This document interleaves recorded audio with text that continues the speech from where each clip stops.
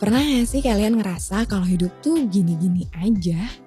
Lihat instastory temen-temen, udah mulai banyak yang nikah. Atau lanjut sekolah, atau mungkin lagi traveling entah kemana. Sementara kita masih sibuk kerja dan macet-macetan di jalan. Mulai deh, abis itu kita ngebandingin hidup kita sama orang lain. Sampai kadang kita jadi lupa bersyukur, tau gak? Lupa sama apa yang kita punya, sama apa yang bisa kita nikmatin saat ini. Kita malah khawatir sama banyak hal yang mungkin belum tentu kejadian.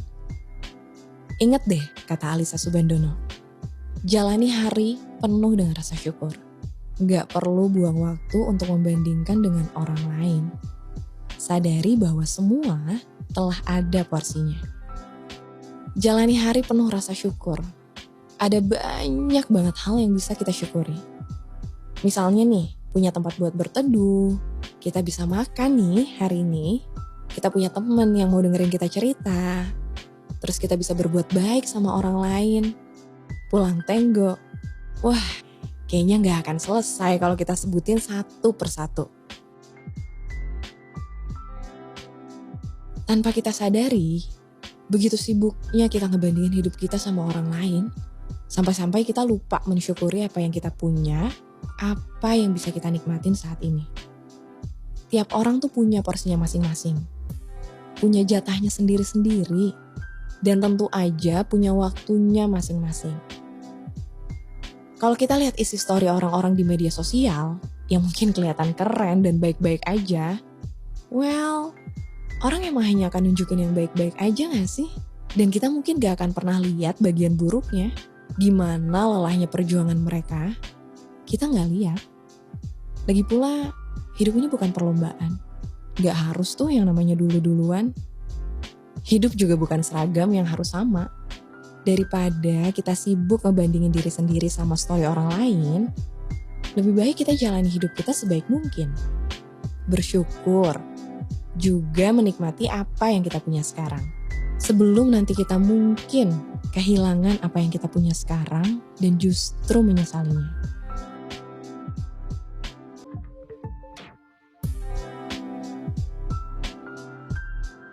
Selamat pagi semuanya. Hari ini udah jauh lebih baik dari kemarin belum? Atau hari ini justru malah makin sibuk mikirin cara supaya mantan nyesel udah mutusin kamu? Aduh, kalau kayak gitu jawabannya mending udahan deh. Karena buat apa coba? Yang ada malah kita yang capek kalau berusaha mengalahkan orang lain hanya sebab kita dendam sama mereka. Atau hanya karena kita ingin adu nasib biar lebih keren dari mereka. Parahnya lagi nih, pas kita udah capek-capek usaha, mereka ternyata malah gak peduli sama sekali. Mereka malah udah gak menganggap kita penting lagi. Nah, kalau udah kayak gitu, ya ada energi dan usahanya malah jadi double sia-sia kan? Ali bin Abi Thalib pernah berkata, balas dendam terbaik adalah menjadikan dirimu lebih baik. Sebuah kalimat yang kalau ditafsirkan nih, intinya sih biar kita lebih fokusnya ke diri sendiri dan bukan ke perasaan dendamnya. Lagi pula nih ya, kalau kita fokus untuk meningkatkan kualitas diri dan juga berhasil mengikhlaskan dendam itu, percaya deh, orang-orang akan sendirinya melihat kita keren kok.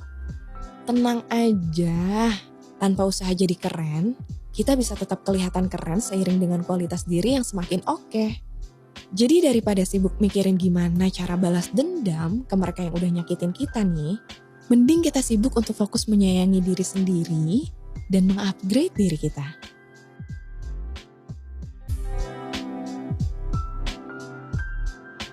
Aku rasa kita semua tahu dan paham betul kalau dalam hidup kita gak akan selamanya bahagia atau bahkan selamanya menderita. Akan ada saatnya kita berada di atas atau juga kita ada di bawah. Saat kita sedang berada di bawah, mungkin kita sempat meragukan diri kita sendiri. Apakah kita akan berhasil? Apakah kita bisa melewatinya? Kita terlalu takut buat menghadapi kenyataan dan mungkin berpikiran untuk menyerah. Ada yang ngerasa hal serupa gak nih? Kalau saat ini kamu sedang merasakannya, Ada satu kalimat dari Choi Hee-hyun, pemeran Namra dalam series zombie, yaitu All of Us Are Dead. Dalam salah satu wawancaranya tentang series tersebut, Choi Hee-hyun mengatakan, "Even we find ourselves in a tragic situation, let's try to overcome it and survive in spite of it." Bahkan ketika kita menemukan diri kita sedang berada dalam situasi yang tragis, mari kita coba untuk mengatasinya dan bertahan hidup meskipun dalam situasi seperti itu. Tiap orang pasti punya saat tragisnya sendiri. Merasa gak mungkin bisa melewatinya, merasa gak ada semangat, gak ada support, gak ada motivasi, dan sampai pada kesimpulan ingin menyerah. Tapi seperti yang Choi Hee-hyun katakan, cobalah untuk terus bertahan sesulit apapun itu. Terus berusaha melakukan yang terbaik. Kalau butuh sedikit istirahat dan diam sejenak, ya lakuin aja. Butuh sesi nangis berjam-jam sampai mata bengkak, lakuin. Atau butuh jalan-jalan untuk refreshing dan belanja sebagai bentuk stress release, lakuin. Intinya lakukan apapun yang bisa membuat kamu tetap sadar untuk terus bertahan. Setelah itu coba untuk cari jalan keluar dan refleksi diri. Cari mana titik yang butuh bantuan dan mana yang menjadi kekuatan terbesarmu dalam menghadapi masa-masa ini. Kalau butuh bantuan, kamu boleh banget loh minta tolong sama orang terdekat atau ahlinya. Dan jangan lupa untuk selalu berdoa dan pastinya percaya sama diri sendiri. Kalau kamu bisa menghadapi semuanya, kamu bisa kok melewati apapun yang ada di hadapan kamu. Dan yang kamu perlu lakukan hanya bertahan.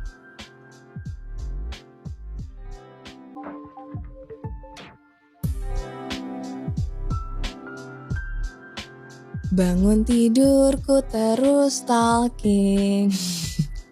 Siapa yang ingat ada lagu itu? Habis itu jadi kesel ya. Karena si A nih traveling ke sana ke sini. Kita masih aja tuh harus yang namanya jadi budak korporat. Ayo, ngaku siapa yang kayak gitu? Capek gak sih? Kalau terus menghadapi diri yang kelakuannya itu aja setiap hari. Capek gak? Karena ternyata kita tuh buang-buang energi untuk benci dan sebel sama orang. Padahal tuh si A gak salah apa-apa.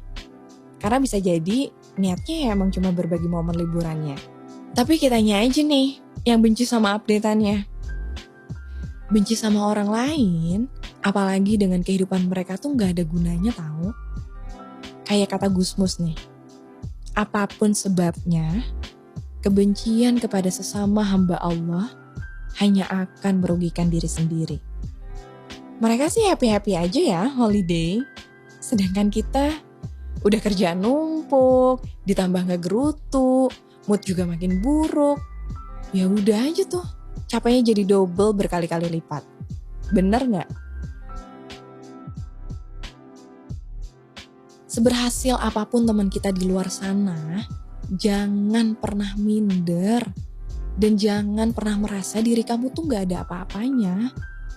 Lagi-lagi aku cuma mau kasih tahu, kalau kamu tuh keren dengan apa yang kamu punya. Dan dengan pencapaian kamu sekarang, kamu tuh sehebat itu. Kamu udah sampai sejauh ini. Kamu udah bertahan loh sampai hari ini. Kamu udah berjuang sampai detik ini. Itu tuh udah keren banget. Gak semua orang tahu berani memilih untuk hidup dan memperjuangkan hidupnya. Jadi, daripada ngehabisin energi buat hal yang gak penting, daripada kamu sibuk benci orang lain karena hidup mereka kelihatannya indah dan enak, karena mereka selalu berhasil sedangkan kamu seringkali gagal, mending kamu sibuk untuk mensyukuri dan memuji diri sendiri yang udah sekeren dan seberani itu memilih untuk hidup dan berjuang hingga hari ini.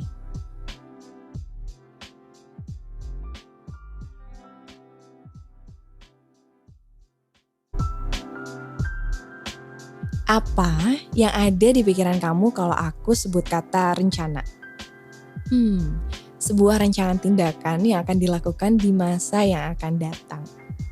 Seringkali kita lihat orang-orang merencanakan segala sesuatunya tuh dengan matang. Semuanya tuh kelihatan begitu teratur. Membuat rencana tentang apa yang akan kita lakukan atau punya plan cadangan untuk berjaga-jaga itu sah-sah aja kok. Merencanakan sesuatu yang akan kita jalanin seharian juga bisa aja kok ngebuat kita supaya lebih tertata. Tapi di sisi lain kita juga harus paham kalau ada kalanya nggak semua hal itu bisa kita atur. Dan kalau lagi kayak gitu, baiknya kita ingat kata-katanya Kyuhyun dari grup K-pop Super Junior. You can't get angry just because you can't control the world as you please. Kamu gak bisa marah hanya karena kamu gak bisa mengontrol dunia semau kamu. Ada banyak banget hal-hal yang gak bisa kita atur. Termasuk ada banyak orang yang lebih nyaman menjalani hidupnya dengan spontan. Contoh hal yang gak bisa kamu kontrol lainnya adalah masa depan yang menanti kamu. Entah apapun hal yang menyenangkan atau masalah yang akan kamu hadapi di masa depan, bukanlah hal yang bisa kamu atur. Kamu mungkin bisa merencanakannya untuk meraih apa yang kamu tuju di masa depan. Tapi bukan gak mungkin, kamu akan menemukan jalan berbeda dalam mencapai itu. Mungkin gak sama persis, seperti apa yang kamu bayangkan. Yang perlu kamu lakukan, hanyalah terus berjalan dan lakukan yang terbaik apapun yang kamu bisa. Berhenti mengkhawatirkan hal-hal yang gak bisa kamu atur. Gak perlu buang tenaga untuk marah karena kamu gak bisa mengatur segala sesuatu. Ingat, manusia boleh berencana, tapi tetap Tuhan yang menentukan. Yang kita bisa cuma terus berusaha, dan kalau gagal, ya kembali mencoba sampai takdir terbaik akhirnya hadir dalam hidup kita.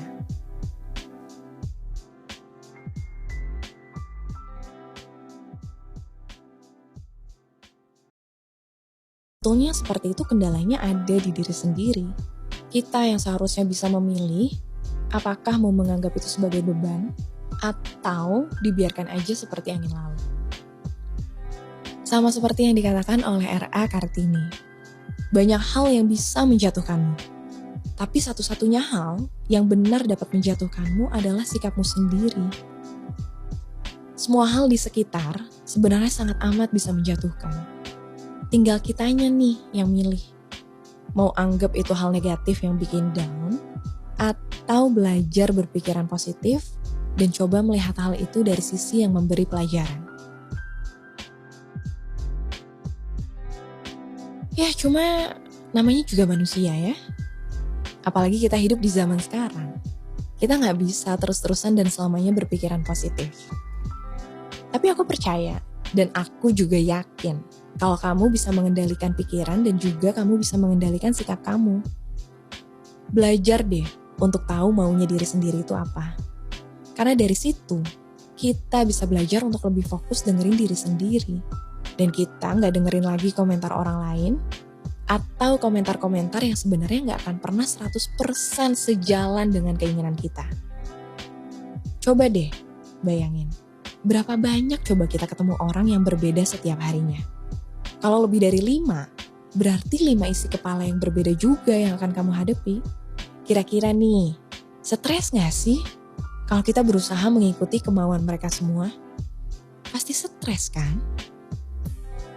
Itu sebabnya lebih baik untuk kita tahu maunya diri kita itu apa, dibandingkan kita terus mengikuti komentar orang lain yang gak akan pernah ada habisnya dan gak akan pernah ada benernya. Dan ya, belajar juga untuk paham gimana sebenarnya diri kamu mau diperlakukan. Maka kita juga tahu nih, gimana caranya bersikap dan memperlakukan orang lain. Jadi gak ada tuh yang namanya dijatuhkan impian dan semangatnya oleh orang lain. Karena kita sepenuhnya punya kendali atas diri kita sendiri.